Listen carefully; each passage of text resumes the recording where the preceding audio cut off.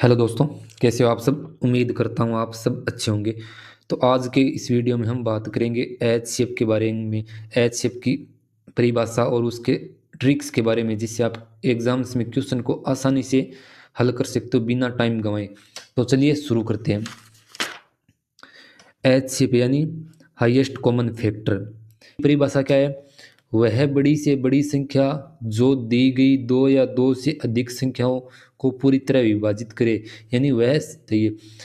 तो H shape को ज्ञात करने के हम आज तीन तरीके पढ़ेंगे, जिसमें आपको बेसिक से लेकर ट्रिक तक का आपको बताया जाएगा कि आप एग्जाम में क्वेश्चंस को कैसे हल कर सकते हो। सबसे पहले हम बेसिक तरीके के बारे में सीखेंगे, इससे जिससे आप क्वेश्चन को एग्जाम में हल तो कर सकते हो, लेकिन इसमें टाइम ज़्यादा लगता है।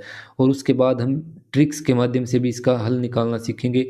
और तरीका नंबर 3 आपके लिए सबसे बेस्ट रहेगा, क्योंकि बिना टाइम गंवाए आप एग्जाम में आसानी से क्वेश्चन को हल कर सकते हो। तो चलिए शुरू करते हैं। देखो, बेसिक से कैसे करेंगे। जितने भी आपको संख्या दी रखी है ना, उनका सबसे पहले क्या करना होता है, हमको फैक्टर करना होता है, यानी गुणनखंड करना होता है। देखो, 24 को हम क्या लिख सकते हैं? 2 × 2 गुणा गुणा 2 × 3। जैसे 24 को हम क्या लिख सकते हैं? 2 × 2 × 2 × 3, ये 24 हो जाएगा। 36 को हम क्या लिख सकते हैं? 2 × 2 3 × 3, ये क्या हो गया? 36 का फैक्टर हो गया। अब एच शेप निकालने के लिए हम क्या करते हैं? एलसीएम के लिए जैसे मैंने आपको बताया था उसी प्रकार से एच शेप में क्या होता है, इसमें जो कॉमन गुणनखंड होते हैं ना, वो लेने होते हैं हमको।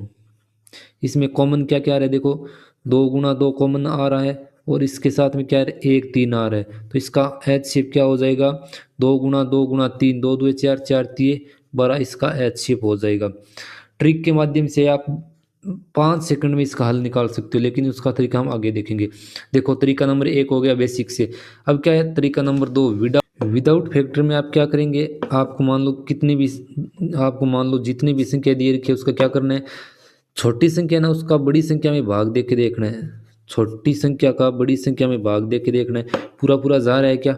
ये पूरा पूरा भाग नहीं जा रहा है ना, तो आपको क्या करना है? 36 के भाजक देखने हैं आपको। 36 के भाजक यानी जिसमें 36 का भाग जाता हो। 36 में किसका किसका भाग जाता है?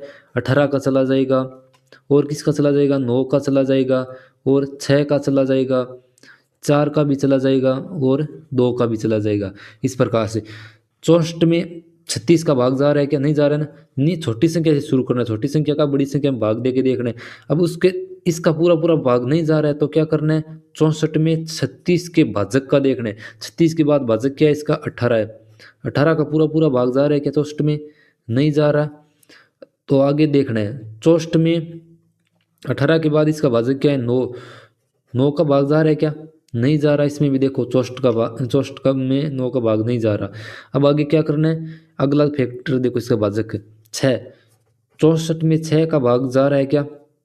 64 में 6 का भाग भी नहीं जा रहा। उसके बाद क्या है? 4 है। 36 का भाजक 4 है, तो 64 में 4 का भाग जा रहा है क्या? पूरा पूरा देखो, 4 एकम 4 6 चौके 24, यानी पूरा पूरा भाग जा रहा है। इसमें पूरा पूरा भाग नहीं जा रहा था, इसमें पूरा पूरा भाग जा रहा है। वह बड़ी से बड़ी संख्या जो दी गई संख्याओं को पूरी तरह विभाजित करे, वो क्या था?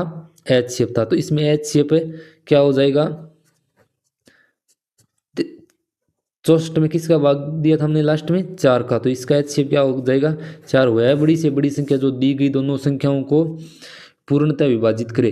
देखो, 36 में 4 का पूरा भाग जाएगा, और 64 में भी 4 का पूरा भाग चला जाएगा।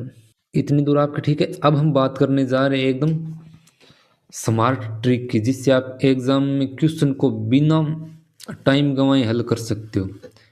कैसे? देखो, शुरू करते हैं।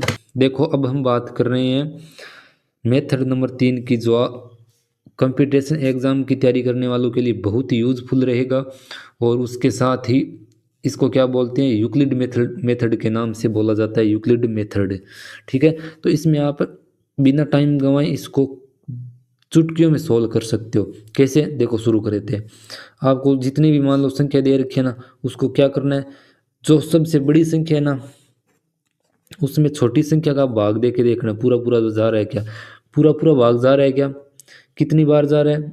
दो बार भाग जा रहा है, दो बार भाग देने के बाद कितना शेष फल बच रहा है, शेष फल कितना बच रहा है। बड़ी संख्या में छोटी संख्या का भाग देने पे शेष फल कितना बच रहा है, देखो 18 2 36 और उसके बाद कितने बच गए, मतलब 12 बच गए। ठीक है, बड़ी संख्या में छोटी संख्या का भाग देने के बाद शेष फल कितना बच रहा है वो देखना है। शेष फल 48 में 18 का भाग देने पे शेष फल कितना बच रहा है, 12 बच रहा है। ये तो भाग फल हो गया दो बार। अब इसमें शेष फल 12 बच गया ना, तो अब यहाँ पे जिससे भाग दिया था ना, 18 का दिया था, उसमें भाग देना है इस शेष फल का। इस शेष फल का भाग दिया, कितनी बार गया, 12 एकम 12, और शेष फल वापिस कितना बच गया, शेष कितना बच गया, 6 बच गया। अब क्या करना है, यहाँ पे जितने से भाग दिया था ना, उसमें भाग देना है किसका, यहाँ पे जो शेष बचा था, शेष बच रहा है 6 2 12, और इसमें शेष कितना बच रहा है, 0। यानी आपको तब तक इसको गुणा करना है जहाँ तक लास्ट में 0 ना आ जाओ। और ये ज़्यादा से ज़्यादा 2-3 स्टेप्स में आ ही जाता है, इसलिए आपको घबराने की आवश्यकता नहीं है, ये बड़े आसानी से हल हो जाता है। तो देखो 0 आ गया, तो उसके बाद इसका HCF क्या हो जाएगा, लास्ट में कौन सा भाजक था जिससे HCF 0 हुआ, 6, तो ये इसका क्या हो जाएगा, HCF। अब इसको आप HCF को इस तरीके से तो कर ही लिया, आप बेसिक से भी कर सकते हैं इनको, 48 और 18 का गुणनखंड लेके फैक्टर करके भी आप इनको कर सकते हैं, लेकिन उनसे टाइम ज़्यादा लगेगा। इसमें आप देखो इतने में कर सकते हो। 18 सबसे पहले बड़ी संख्या में छोटी संख्या का भाग देना है, जितनी बार भाग जा रहा है ठीक है, लेकिन शेष फल कितना बच रहा है, 12। वापिस यहाँ पे जितने से भाग दिया था ना, उसमें भाग देना है इस शेष फल का। ठीक है, उसके बाद वापिस यहाँ पे जितने से भाग दिया उसमें इस शेष फल का भाग देना, और वापिस शेष फल कितना आ गया, लास्ट में 0 यहाँ जाना है।